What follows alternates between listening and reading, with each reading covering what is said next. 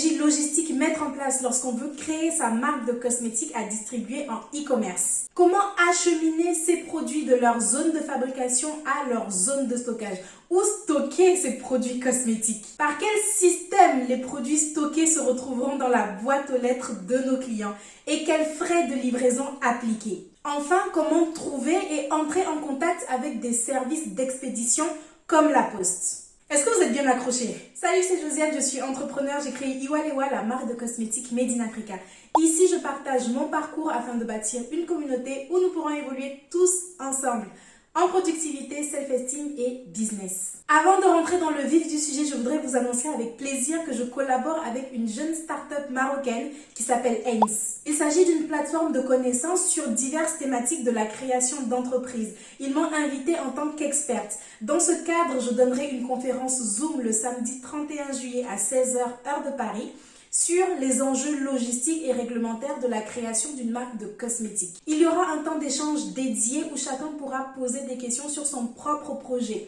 Donc, si vous êtes intéressé, je vous laisse le lien pour vous inscrire en barre de description. Le cœur de métier de Ains, c'est justement la logistique. Donc, si vous avez un projet qui requiert le transport de marchandises spécifiquement entre l'Europe et l'Afrique, ils peuvent vous mettre en contact avec des partenaires intéressants. Donc, allez voir ce qu'ils proposent. Comment organiser sa stratégie logistique en e-commerce? Sans plus tarder, c'est parti pour la vidéo. Première partie, la logistique de création. Dans cette vidéo, je veux retracer tout le parcours logistique de votre produit afin de mieux vous expliquer les enjeux logistiques auxquels vous aurez à faire face. C'est pourquoi je commence par cette partie que j'ai nommée logistique de création. Ici, nous allons retracer tout le parcours produit depuis la fabrication. Quel est le cheminement qu'il va suivre pour se retrouver chez vous? Comme vous le savez, si vous avez l'habitude de suivre mes vidéos, il existe plusieurs moyens de fabriquer les produits cosmétiques que vous allez vendre.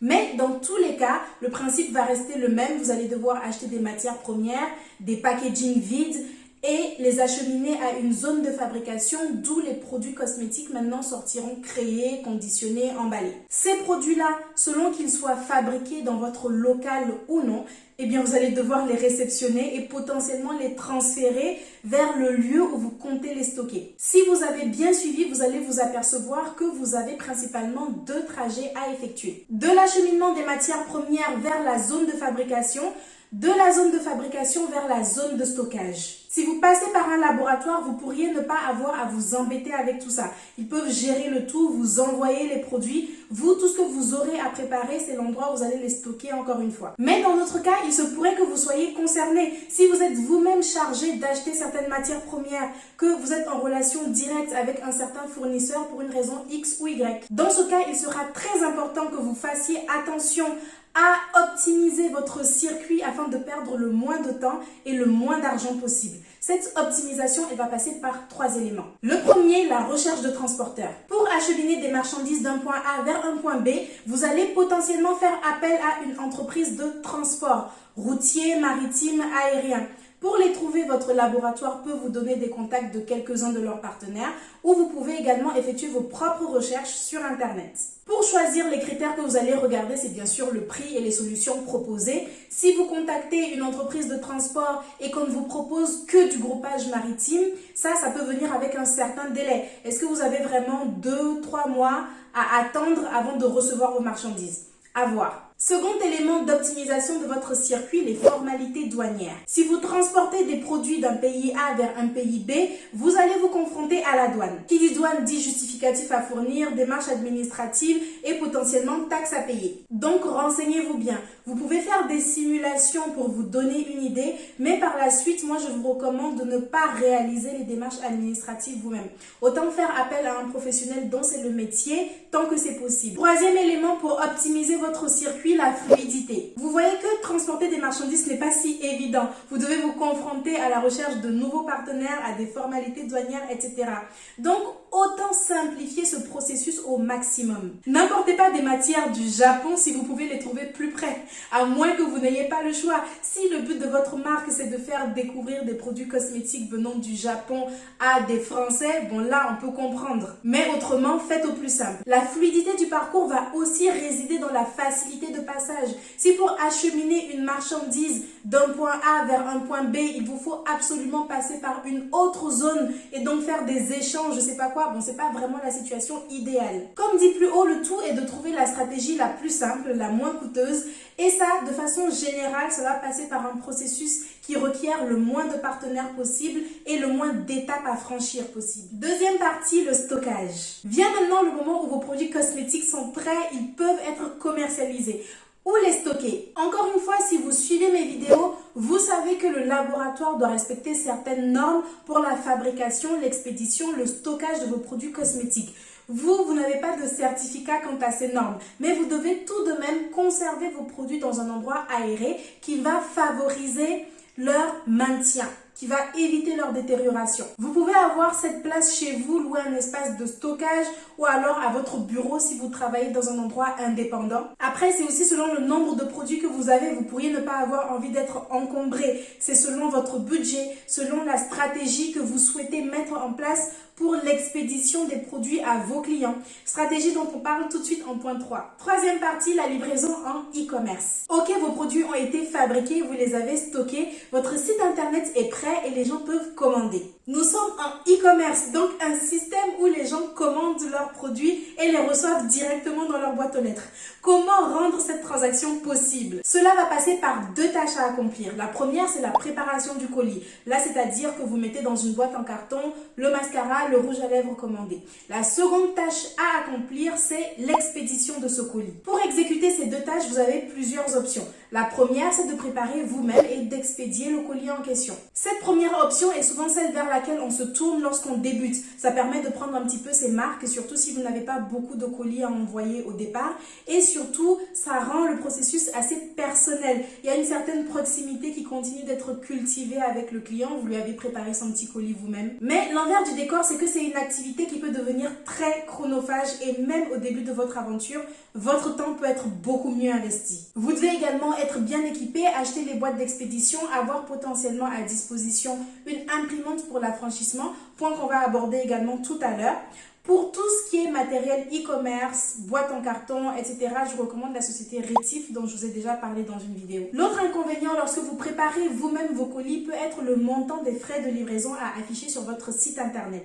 Parce que préparer vous-même vos colis suppose également que c'est vous qui vous chargez de l'expédition. Et là, il faudra que vous fassiez appel à un service d'expédition. C'est pas vous qui allez parcourir tout le pays pour distribuer vos colis. Les services d'expédition, vous les connaissez, la Poste avec Colissimo, UPS, etc. Je détaille comment les trouver et à quoi faire attention en partie 4. Vous allez devoir prospecter, faire vos comparaisons, mais quand on débute, on n'a pas tant de pouvoir de négociation, ce qui fait que les frais de livraison proposés ne sont pas forcément optimaux. L'autre choix que vous avez pour la préparation et l'expédition de vos colis, c'est de faire appel à un logisticien extérieur à votre entreprise qui va se charger de ces tâches pour vous. L'avantage, comme on le disait tout à l'heure, c'est que ça vous libère du temps. La logistique, c'est une chose pour moi dont on doit se débarrasser vraiment quand on le peut. On n'en parle pas énormément, mais selon moi, c'est une vraie galère. L'autre avantage, c'est que les logisticiens étant plus gros et ayant des volumes d'écoulement de colis plus élevés que vous seul, ont des contrats souvent plus intéressants avec les services d'expédition qu'on a mentionnés plus haut, à savoir la Poste, etc.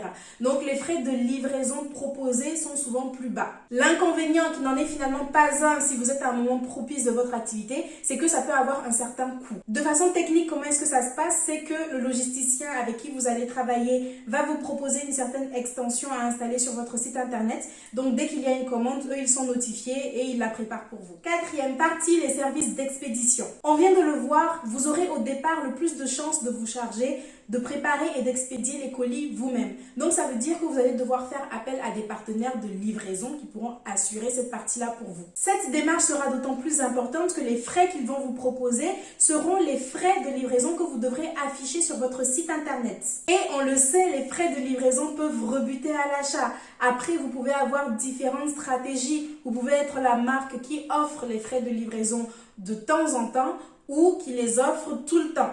Parce que, effectivement, c'est mieux d'avoir un produit qui est un petit peu plus cher et la livraison gratuite plutôt que d'avoir un produit qui est moins cher et les frais de livraison existant. Mais cette stratégie-là, elle n'est pas à mettre en place pour tout le monde. C'est à vous de la budgétiser, de voir est-ce que vous avez les moyens de faire cela, est-ce que ça n'influe pas trop sur vos marges, etc. Pour trouver les services d'expédition, il suffit de faire votre prospection sur Internet, de les appeler en expliquant l'objet de votre appel. Voilà, vous créez votre site e-commerce et vous avez besoin d'en savoir plus sur les tarifs proposés ou les démarches à effectuer. Là, on pourra vous accorder un entretien avec un commercial pour tout vous expliquer. Il faudra que vous soyez un peu proche de votre lancement parce que vous devrez avoir une idée claire de la date de début de commercialisation, les types de produits proposés, etc. Pour vous préparer à l'entretien avec le commercial, vous pouvez également aller consulter à l'avance les tarifs que le service propose. En général, c'est en libre accès sur leur site internet. L'entretien, ce sera alors l'occasion d'échanger, de négocier et aussi de comprendre concrètement comment est-ce que ça se passe, quel système ils vous proposent pour la livraison. Par exemple, moi avec Colissimo, j'avais un espace de connexion. Dès que j'avais une commande, je devais recueillir les informations comme le nom, l'adresse de la personne, aller les rentrer dans mon espace, créer l'étiquette d'affranchissement que j'allais imprimer puis coller sur mon colis. Voilà, j'espère que cette vidéo vous aura un petit peu éclairé sur ce sujet fastidieux de la logistique. Je vous laisse consulter la vidéo qui s'affiche à l'écran. Il s'agit d'un sujet complémentaire. C'est comment créer son site e-commerce en cosmétique. Abonnez-vous pour ne pas manquer d'autres contenus de ce type. Je poste tous les mercredis et les dimanches. Et mercredi prochain, on parle de comment se former quand on est entrepreneur. Alors à dans quelques jours. Ciao!